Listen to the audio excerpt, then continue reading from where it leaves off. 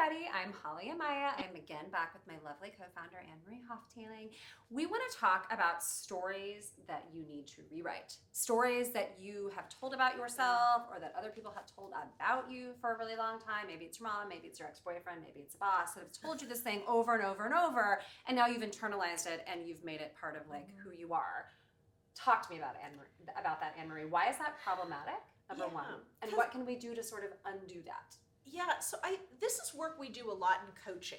And by the way, we're not therapists, but there is narrative therapy is a thing, and you can go and investigate about that. But we have therapists. We're not therapists, but we know therapists, and we have them.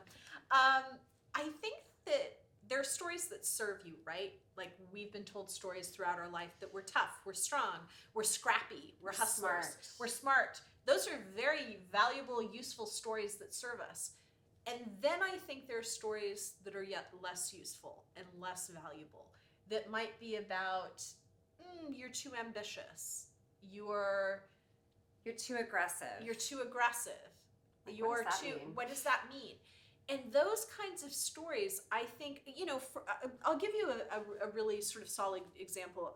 I do a lot of negotiation kind of work.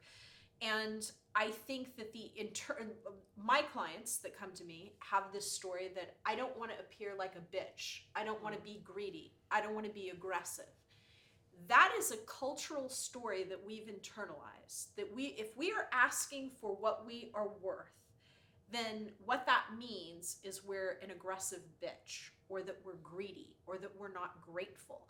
And I think that kind of story can be incredibly destructive.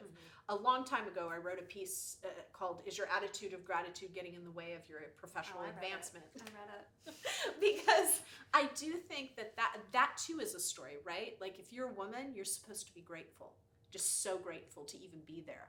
And I think that can be a destructive story. So identifying for yourself the kinds of story in your family of origin, in your relationship with your significant other, in your business that is not serving you, and really disrupting and dismantling, replacing that with a story that serves you can be absolutely life-changing. Someone really smart who's sitting to my left said to me once, a really great way to kind of ferret out these belief systems and challenge them is to ask yourself, is that really true? Is it true? Is it really true? Is it actually true? Yes. And that's super, super basic. And if you get nothing else out of that video, I hope you take this and use it. But you have to identify what the belief system is that you need to disrupt before you can disrupt it, right? Yeah, and to give an example of that, I remember having a client who's an attorney who would always say, well, I'm a procrastinator. I'm just a procrastinator. I'm always behind. I've been behind my whole life. And she went to an Ivy League school. She worked for an incredibly impressive law firm. And I said, have you ever missed a deadline in your entire life? Sure. And she said, no.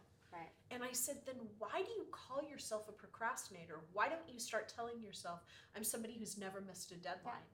Yeah. Instead, you're like beating the hell out of yourself over this thing that serves no one. Right. And yet you're meeting every single deadline. And I don't know that kind of abusive, like we weaponize narrative. Right. And I think that some stories serve to just make us small.